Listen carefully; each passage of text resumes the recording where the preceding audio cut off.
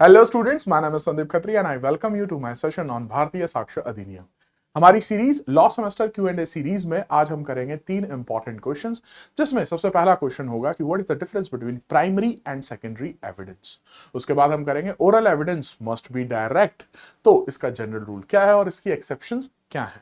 और लास्ट में हम डिस्कस करेंगे कि क्यों हम डॉक्यूमेंट्री एविडेंस को जो है प्रेफरेंस देते हैं ओवर द ओरल एविडेंस और इसकी क्या क्या एक्सेप्शंस हो सकती हैं। तो स्टार्ट करते हैं इस सेशन को with our first important question, primary and secondary evidence. So what I have done is, to make you understand with this topic, I have divided all the differences into 10 points. तो जो major 10 points हैं on the basis differences on the basis of, उनके पहले एक बार base के बारे में बात करेंगे और फिर देखेंगे कि किस तरीके से primary evidence is different from secondary evidence. So the very first difference is on the basis of section number. तो when you will look section 57 of भारतीय साक्ष्य अधिनियम, तो वो डिफाइन करता है प्राइमरी एविडेंस को, and section 58 is secondary evidence. Coming to the next difference on the basis of meaning, तो मीनिंग में what is primary evidence? The document itself. हाँ जी, जो डॉक्यूमेंट है जब वो खुद ही एविडेंस में दिया जाएगा तब ही उसे कहा जाएगा कि हम कोर्ट में प्राइमरी एविडेंस सबमिट कर रहे हैं। और दूसरी तरफ सब्स्टिट्यूट्स ऑफ द डॉक्यूमेंट, अब क्योंकि वो डॉक्यूमेंट तो वो प्राइमरी हो गया, तो उसके जितने भी सब्स्टिट्यूट्स या आप ऑल्टरनेटिव अपने दिमाग में सोच सकते हो, वो सारे के सारे उस कैटेगरी में फॉल कर जाएंगे आपके सेकेंडरी एविडेंस में। जैसे कि for example copy of that document, or you can say certified copy of that document and so on. अब आते हैं थर्ड डिफरेंस पे, that is the nature of the source. तो ओरिजिनल जो डॉक्यूमेंट है, द डॉक्यूमेंट इटसेल्फ को ही हम प्राइमरी एविडेंस कहते हैं, और जितने भी ऑल्टरनेटिव ऑप्शंस होते हैं वो सारे के सारे फॉल करते हैं आपके सेकेंडरी एविडेंस में। Next difference is on the basis of recognition by law. तो अब सवाल आता है कि क्या आप कोर्ट में प्राइमरी एविडेंस दे सकते हो, क्या आप कोर्ट में सेकेंडरी एविडेंस दे सकते हो? तो when it comes to the question of primary evidence, the answer lies in section number 59, जो कि ये कहता है कि जब आपको कोर्ट में डॉक्यूमेंट्री एविडेंस देना है तो आपको उसको प्रूव करना चाहिए with the help of only primary evidence only. लेकिन कुछ सर्कमस्टांसेस में, फॉर एग्जांपल सेक्शन नंबर 60 में जो आपके सर्कमस्टांसेस दिए हुए हैं, वहां पर उन केसेस में आप सेकेंडरी एविडेंस भी दे सकते हो। So that is the next difference. Next one is admissibility. तो एडमिसिबिलिटी की जब हम बात करेंगे तो प्राइमरी एविडेंस इज एडमिसिबल और सेकेंडरी एविडेंस उन्हीं सर्कमस्टांसेस में एडमिसिबल होगा only if primary evidence is not available. आगे बढ़ते हैं। Next one is evidentiary value किसकी ज्यादा है? तो विदाउट एनी डाउट जो प्राइमरी एविडेंस है in comparison to secondary evidence, ये होल्ड करता है हायर एविडेंशियरी वैल्यू, और जो सेकेंडरी एविडेंस है आपका उसकी लोअर एविडेंशियरी वैल्यू है इन कंपैरिजन टू आपके प्राइमरी एविडेंस से। नेक्स्ट कौन कौन सी फॉर्म्स होती हैं जी इसकी? तो अगर एक डॉक्यूमेंट के, जो कि अपने आप में एक ओरिजिनल डॉक्यूमेंट है और उसके सेवरल पार्ट्स हैं, तो वो जितने भी सेवरल पार्ट्स हैं वो सारे के सारे भी कंस्टिट्यूट करेंगे प्राइमरी एविडेंस में ही। लेकिन दूसरी तरफ अगर हम देखें सर्टिफाइड कॉपीज और copies made from the original and so on, ये सब आपके फॉल करेंगे in the category of secondary evidence. Next पर आते हैं काउंटर पार्ट। काउंटर पार्ट में बहुत ही इंटरेस्टिंग है कि काउंटर पार्ट जो है वो आपका प्राइमरी एविडेंस भी हो सकता है और सेकेंडरी एविडेंस भी हो सकता है। इट ऑल डिपेंड्स अपॉन उसकी एग्जीक्यूशन किसने की है और आप उस सेम एविडेंस को किसके अगेंस्ट यूज कर रहे हो। जैसे कि वो counter part of the document as against the parties who did not execute them. तो जिसने एग्जीक्यूट नहीं किया है, जब आप वो उसके अगेंस्ट यूज करोगे तो वो सेकेंडरी एविडेंस होगा। लेकिन अगर आप यहां पर देखेंगे, where a document is executed in counterpart, each counterpart being executed by one or some of the parties only, each counterpart is primary evidence against the party executing it. अब इसको समझाने के लिए मैं आपको एक बहुत ही simple सा एग्जांपल दे देता हूं। मान लीजिए आपका और मेरे बीच में कोई कॉन्ट्रैक्ट होना है, लेकिन हम मिल नहीं सकते, तो मैंने क्या किया, उस कॉन्ट्रैक्ट को लिखा और नीचे अपने साइन कर दिए, टर्म्स एंड कंडीशंस लिखी और नीचे साइन कर दिए, और वो मैंने आपको पोस्ट कर दिया। ऐसा ही आपने किया, कॉन्ट्रैक्ट की टर्म्स एंड कंडीशंस लिखी और नीचे साइन किया और मुझे भेज दिया। अब मेरी जो जिस पर मैंने साइन किया हुआ है, जिसको मैंने एग्जीक्यूट किया हुआ है, वो आपके पास है, और आपने जिसको एग्जीक्यूट किया हुआ है वो मेरे पास है। तो जिसको मैंने साइन किया हुआ और जब वो आप मेरे अगेंस्ट यूज करोगे तो that is going to be a primary evidence, right. लेकिन वही डॉक्यूमेंट अगर मैं आपके अगेंस्ट यूज करूंगा जिस पर आपने साइन नहीं किया हुआ है तो वो आपके अगेंस्ट सेकेंडरी एविडेंस हो जाएगा। So I hope this is clear, the difference between primary and secondary evidence in relation to the concept of counterpart. Next आते हैं oral accounts। तो जब आप बोलकर कोई एविडेंस देते हैं तो क्या वो भी प्राइमरी या सेकेंडरी हो सकता है? तो प्राइमरी में तो it is not applicable at all, यहां पर हो ही नहीं सकता। क्यों? क्योंकि प्राइमरी का तो मतलब ही है द डॉक्यूमेंट इटसेल्फ। लेकिन अगर किसी ने ओरिजिनल डॉक्यूमेंट देखा हुआ है और वो उसके कंटेंट्स के लिए जो है ओरल अकाउंट्स देता है तो वो आपका सेकेंडरी एविडेंस जरूर हो सकता है। Oral accounts of the contents of a document given by some person who has himself seen it. Last मैंने यहां पर एक एग्जांपल लेने की कोशिश की है। आपकी ओरिजिनल मार्कशीट है कोई, तो वो किस में फॉल करेगी? The primary evidence. लेकिन अगर मैं उसी की जेरोक्स की बात करूंगा तो वो आपके फॉल कर जाएगी सेकेंडरी एविडेंस में। तो ये पूरा का पूरा एक जो बहुत ही इंपॉर्टेंट टॉपिक है ऑफ भारतीय साक्ष्य अधिनियम, प्राइमरी एविडेंस एंड आपका सेकेंडरी एविडेंस, उसके मैंने जो मोस्ट इंपॉर्टेंट जो मुझे लगते हैं, अब इसमें और भी डिफरेंसेस आप निकाल सकते हो, ऐसा नहीं है कि यही सिर्फ 10 डिफरेंसेस हैं। लेकिन मुझे लगता है अगर आप एक आंसर लिख रहे हो और वो भी अपने कॉलेज के एग्जाम्स के लिए, तो मुझे लगता है 10 differences are more than sufficient, और आप इन्हीं को और ज्यादा एक्सप्लेन कर सकते हो डिपेंडिंग अपॉन कि कितने मार्क्स में आपको ये क्वेश्चन पूछा जाता है। आते हैं जी नेक्स्ट क्वेश्चन पे। नेक्स्ट क्वेश्चन है explain and illustrate oral evidence must in all cases be direct. तो अब यहां पर आंसर स्टार्ट करने के लिए आप इंट्रोडक्शन में सबसे पहले लिखेंगे मीनिंग ऑफ ओरल एविडेंस क्या होता है, मीनिंग ऑफ हियरसे एविडेंस क्या होता है, और यहां पर सेक्शन 55 का भी इंट्रोडक्शन में ही काफी इंपॉर्टेंट रोल आ जाता है, जो कि कंफर्म करता है कि yes this statement is completely correct that oral evidence must in all cases be direct. अब इस स्टेटमेंट का मतलब क्या है, ओरल एविडेंस किसको कहते हैं, हियरसे एविडेंस किसको कहते हैं, वो डिस्कस करते हैं। ध्यान से सुनिएगा। जब हम बात करते हैं ओरल एविडेंस, तो देखिए जब आपका पूरा का पूरा जो एविडेंस का सब्जेक्ट है उसमें जब ये सवाल आता है हाउ टू प्रूव, तो उसके आंसर दो ही आते हैं, या तो ओरल एविडेंस या फिर डॉक्यूमेंट्री एविडेंस। और ये क्वेश्चन है हमारा ओरल एविडेंस से। अब ओरल एविडेंस में एक क्वेश्चन और आता है कि इसका मतलब क्या है। देखिए ओरल एविडेंस को आप ओक्यूलर एविडेंस भी कह सकते हैं या फिर आप इसको स्पोकन एविडेंस भी कह सकते हैं। तो कोई भी विटनेस जब कोर्ट में बोलकर एविडेंस देता है, ठीक है, तो उस सिचुएशन को हम जो है वो कहते हैं ओरल एविडेंस। तो आई थिंक बहुत ही सिंपल भाषा में, और इवन अगर आप इसी में चाहो तो एक लाइन एक वर्ड और ऐड कर सकते हो, अंडर द ओथ। ठीक है, तो यूजुअली क्योंकि जब हम ओरल एविडेंस देते हैं तो हम ओथ के अंडर ही देते हैं, तो मतलब बोलकर एविडेंस दिया जाने वाला। अब यहां पर यहीं पर हम बात करेंगे हियरसे एविडेंस की भी। क्यों हियरसे एविडेंस की बात करेंगे? क्योंकि ओरल एविडेंस जो है वो डायरेक्ट होना चाहिए, तो इसका ये भी मतलब निकलता है कि वो हियरसे नहीं होना चाहिए। नो डाउट उसकी कुछ एक्सेप्शंस हैं, बट जनरल रूल यही है कि hearsay evidence is not admissible. Hearsay evidence को यूज नहीं किया गया है भारतीय साक्ष्य अधिनियम में, या इवन अगर मैं हिस्ट्री की बात करूं तो इंडियन एविडेंस एक्ट में भी उस टर्म को यूज नहीं किया गया था। बट मोर इंपॉर्टेंटली इसका मतलब यही निकलता है, क्योंकि अगर आपका ओरल एविडेंस डायरेक्ट होगा तो इन शॉर्ट वो हियर से हो ही नहीं सकता, और अगर वो हियर से एविडेंस आप कोर्ट में दे रहे हो तो इन शॉर्ट कि आप इसके एक्सेप्शंस में जा रहे हो, राइट। तो अब हियर से एविडेंस क्या होता है? हियर से एविडेंस जैसा कि नाम से ही पता लग रहा है, हियर से आपने सुना और फिर बोल दिया, ठीक है। जैसे फॉर एग्जाम्पल मैंने अपनी क्लास में ही आपको बताया कि आई सॉ अ मर्डर और mister A killed mister B, ठीक है। अब ये मैंने आपको क्लास में बताया, एक सेशन में बताया, और आपको पता लग गया कि भाई ए ने ही बी को मारा है।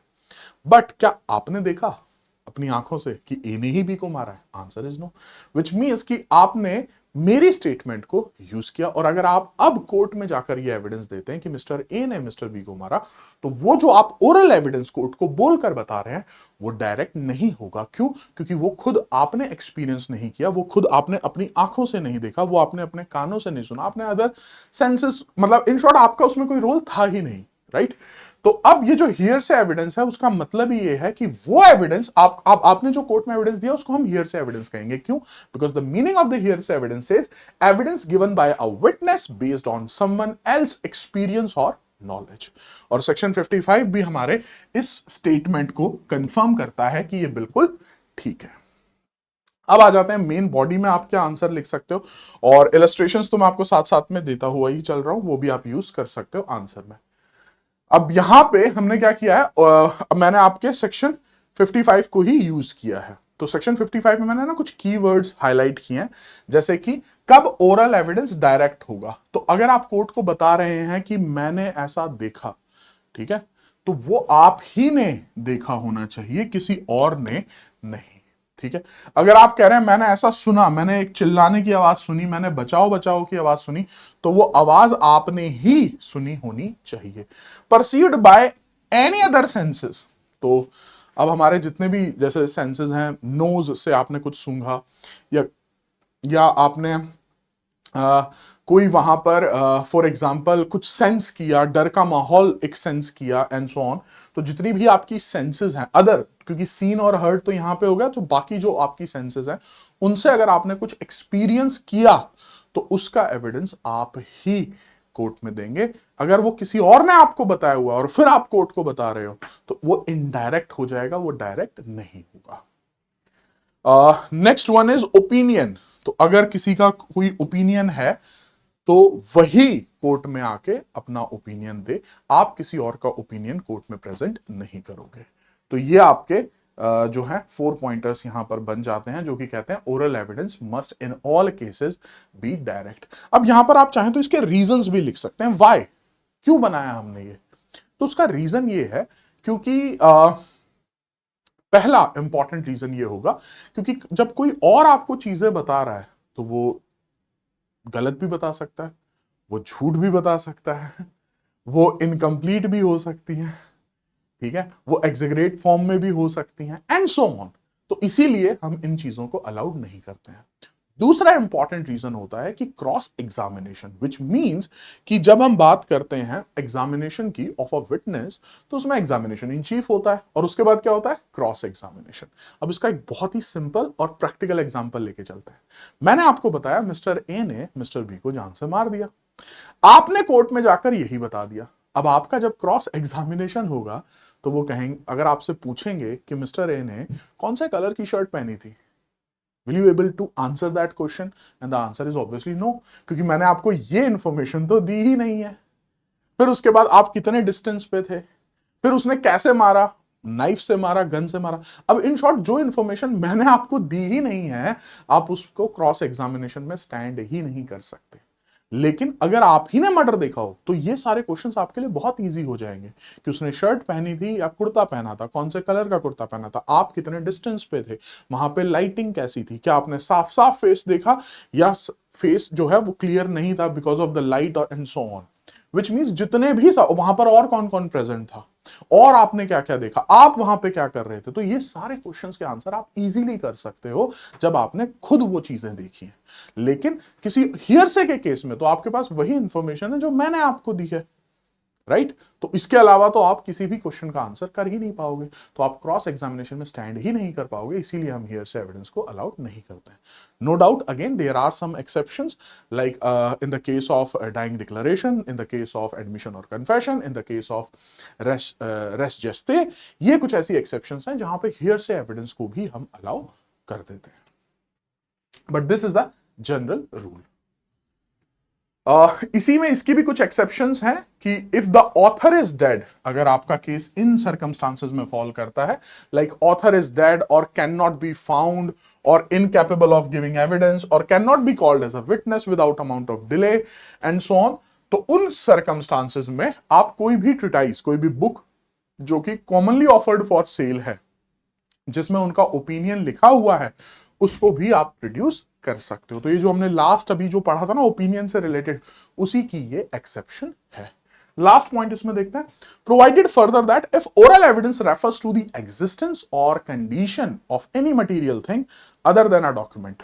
तो विच मीन्स कि अगर आप ओरल एविडेंस दे रहे हैं, और किसका ओरल एविडेंस दे रहे हैं, about the existence or condition of any material thing. तो जैसे फॉर एग्जांपल, अगर आप कोर्ट में एविडेंस दे रहे हैं कि एक चेयर है, और वो चेयर से ही जो है मार मार के हमने जो है विक्टिम को जान से मार दिया, और अब वो चेयर भी टूट चुकी है, तो आप इसका क्या दे रहे हैं, ओरल एविडेंस दे रहे हैं। तो कोर्ट कह सकती है कि आप उस चेयर को ही कोर्ट में प्रेजेंट कीजिए। तो that is your next proviso. चलिए जी, so we are done with this complete question about explain and illustrate. Oral evidence must in all cases be direct. Last question पे आते हैं जी आज के सेशन का. Oral evidence is excluded by documentary evidence. Explain this rule and state the exceptions, if any, to this rule. तो basically इसके introduction में आप सेक्शन 94 रीड विद सेक्शन 95, 94 और 95 दोनों मिलकर ही इस क्वेश्चन का बहुत इजीली आंसर करते हैं, जो कि ये कहता है कि डॉक्यूमेंट्री एविडेंस को क्या दी जाएगी, प्रेफरेंस दी जाएगी, और हम एक्सक्लूड कर देंगे ओरल एविडेंस को. अब ये जनरल रूल ऐसा क्यों है, व्हाई? क्योंकि पीपल में लाए, राइट, बट डॉक्यूमेंट्स डोंट. अगर हमने एक डॉक्यूमेंट में लिख दिया सो एंड सो फैक्ट, तो वो अपने आप चेंज नहीं हो जाएगा. लेकिन हम आज मैंने कुछ बोला है तो कल कुछ और बोल सकते हैं, राइट. सो इसीलिए इसी प्रिंसिपल पर बेस्ड हमने ये जो है प्रोविजंस बनाए हैं.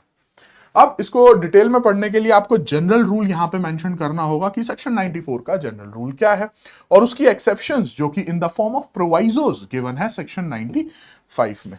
इसकी कुछ इलस्ट्रेशंस भी आप जो है वो ले सकते हो फ्रॉम द बेयर एक्ट, जो कि मैंने यहां पर आपके लिए ऐड ऑन की है. तो पहले जनरल रूल के बारे में बात कर लेते हैं कि अगर कोई भी आप टर्म्स ऑफ कॉन्ट्रैक्ट की बात कर रहे हो या ग्रांट या other disposition of property, other disposition of property में मतलब किसी भी तरीके से प्रॉपर्टी इधर से उधर जा रही है, for example sale, lease and so on. तो अगर आपका ये डॉक्यूमेंट है और दूसरा पॉइंट है कि वो रिटन फॉर्म में है, क्यों या तो पार्टीज ने बना दिया रिटर्न फॉर्म में, या लॉ ही ऐसा था कि भाई आपको रिटर्न फॉर्म में करना ही करना पड़ेगा. जैसे आप रजिस्ट्रेशन एक्ट पढ़ते हो तो देयर आर सर्टेन डॉक्यूमेंट्स जो कि तभी आप एग्जीक्यूट करवा पाओगे जब आपने रिटर्न फॉर्म में किया है. For example if you are buying or selling a property, immovable property whose value is more than 100 rupees, ठीक है, डन. तो फिर आपको उसको जो है रिटर्न करके ही आप उसको एग्जीक्यूट करवा सकते हो. तो पहला है हमारा इन ये डॉक्यूमेंट्स हैं, दूसरा है रिटर्न फॉर्म में है. तो तीसरा क्या है, the third point is basically consequences. और वो कॉन्सिक्वेंसेस क्या होंगे, वो एक ही कॉन्सिक्वेंसेस होंगे, and that is going to be कि आप अब सिर्फ primary evidence the document itself ही दे सकते हो. हाँ, कुछ केसेस में सेकेंडरी एविडेंस भी दे सकते हो अगर वो आपका एज पर टू सेक्शन 60 उन केसेस में फॉल करता है. तो इन शॉर्ट दोगे आप डॉक्यूमेंट्री एविडेंस ही, इसके अलावा कोई और एविडेंस हम एंटरटेन नहीं करेंगे. So this is the general rule जो कि कह रहा है कि ओरल एविडेंस को हम क्या कर देंगे, एक्सक्लूड कर देंगे बाय डॉक्यूमेंट्री एविडेंस. अब आते हैं जी इसकी एक्सेप्शंस पे. तो इन द फॉर्म ऑफ प्रोवाइजोस आपकी एक्सेप्शन, और मैंने यहां पे कुछ आपके लिए इजी करने के लिए भी किया है. मैंने जो हाईलाइटेड कीवर्ड्स थे उनको रेड उससे जो है हाईलाइट कर दिया. कैसे कि इन शॉर्ट कि कब आप ओरल एविडेंस भी दे सकते हो. तो फॉर एग्जांपल देखते हैं, जो हमारी पहली सिचुएशन है, इनवैलिडेट एनी डॉक्यूमेंट. तो मतलब अगर आपका कोई भी ऐसा ओरल एविडेंस है जो कि डॉक्यूमेंट्री एविडेंस को ही इनवैलिडेट कर देता है कि भाई आपका तो डॉक्यूमेंट ही गलत है. क्योंकि हो सकता है वो because of the use of fraud, intimidation, illegality, और या फिर failure of consideration, mistake of fact और लॉ, मतलब वो डॉक्यूमेंट ही सही नहीं है. तो वो डॉक्यूमेंट ही सही नहीं है तो उसके लिए तो आप ओरल एविडेंस ही दोगे ना, तो तब हम आपको ओरल एविडेंस अलाउ कर देंगे. नेक्स्ट वन, आपका अगर कोई भी सेपरेट ओरल एग्रीमेंट है, लेकिन वो सेपरेट ओरल एग्रीमेंट किसके रिलेशन में है, उसके रिलेशन में जो आपका डॉक्यूमेंट है वो साइलेंट है, और कोई भी not inconsistent with the terms. तो जैसे कि अब यहां पे मैं आपको एक एग्जांपल दे देता हूं.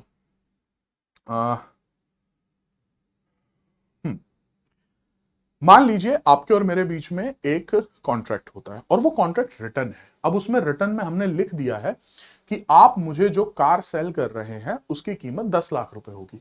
तो अब मैं यहां पे कोई सेपरेट ओरल एग्रीमेंट नहीं दे सकता हूं जिसमें लिखा हो कि भाई कार की कीमत तो 8 लाख रहेगी, या आप कहें कि कार की कीमत तो 15 लाख, क्योंकि आपने साफ साफ लिख दिया.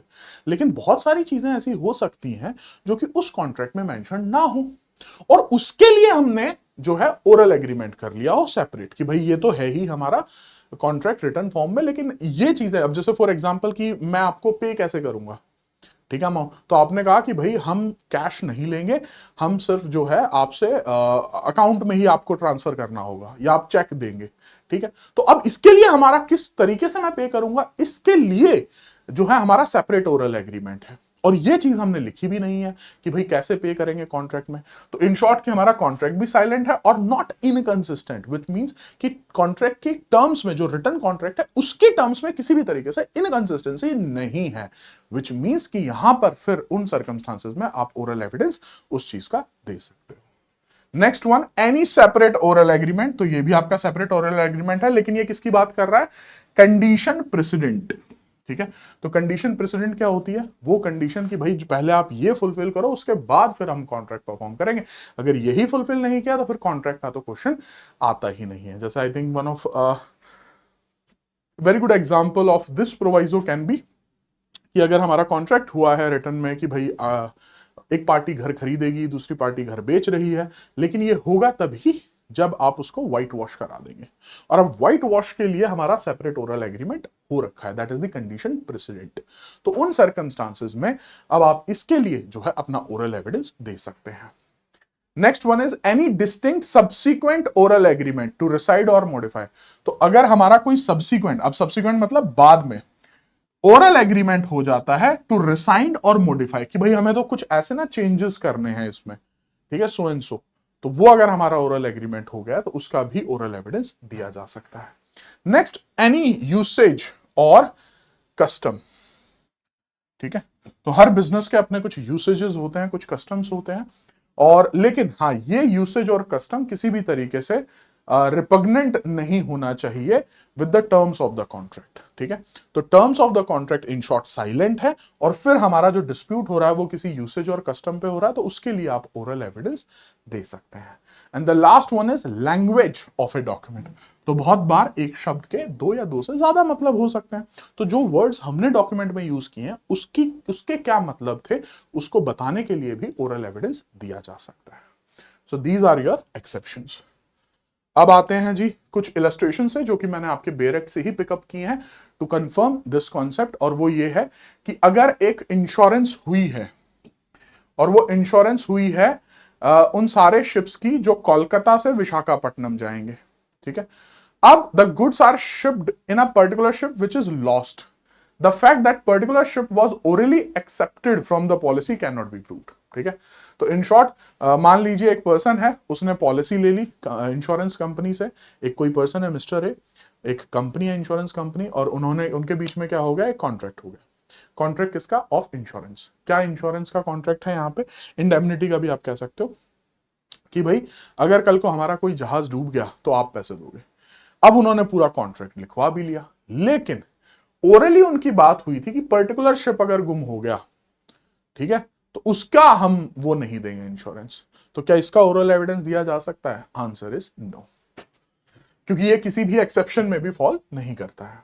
दूसरा, A agrees absolutely in writing to pay B 1000 rupees on 1 March, the fact at the same time oral agreement was made कि वो 31 मार्च तक नहीं देगा, तो ये प्रूव नहीं किया जा सकता। क्यों? रिटर्न में जब आपने साफ साफ लिखा हुआ है कि इतने पैसे देने, इतनी तारीख तक देने, तो वही चीजें चलेंगी। अब उसके लिए आपका ओरल जो एग्रीमेंट है वो स्टैंड नहीं करेगा। तो अगेन दोनों के केसेस में, दोनों ही एग्जांपल्स में आप ओरल एविडेंस नहीं दे सकते हो, जिसका मतलब क्या निकलता है? जिसका साफ साफ मतलब निकलता है क्योंकि ये जनरल रूल में फॉल करता है और ये एक्सेप्शंस में फॉल नहीं करता। जितनी भी हमने एक्सेप्शंस डिस्कस की उसमें से किसी भी एक्सेप्शन में ये केस फॉल नहीं करता है। Now coming to the last, एक लैंडमार्क जजमेंट को भी हमने यूज किया from the Bombay high court, जिन्होंने कहा है कि अगर कोई मिस्टेक हुई है in the contents of a document to prove them, तो उसके लिए ओरल एविडेंस दिया जा सकता है। तो अगर आपको याद हो तो जो हमने फर्स्ट प्रोवाइजो डिस्कस किया था, फर्स्ट एक्सेप्शन जो हमने डिस्कस की थी, वो इसी के बारे में बात कर रहा है। तो कोई अगर मिस्टेक, आप डॉक्यूमेंट ही अगर आपका इनवैलिड है, तो उसके लिए आप ओरल एविडेंस जरूर दे सकते। तो ये था आपका all the 3 questions from today's session. I hope कि आपको प्राइमरी एविडेंस और डॉक्यूमेंट्री एविडेंस में डिफरेंस क्या है वो क्लियर हो गया है। इसके अलावा जो हमने सेकंड क्वेश्चन डिस्कस किया कि oral evidence must be direct, that is also clear. और लास्ट हमने जो डिस्कस किया दैट इज कि हम डॉक्यूमेंट्री एविडेंस को इंक्लूड करते हैं और ओरल एविडेंस को एक्सक्लूड कर देते हैं, वो भी आपको समझ में आ गया। Still if you have any questions, any unanswered question in your mind, तो आप अपने क्वेश्चंस कमेंट्स में लिख सकते हैं। So that's it from my end as of now. So in my next video, till then, yes, it's time to say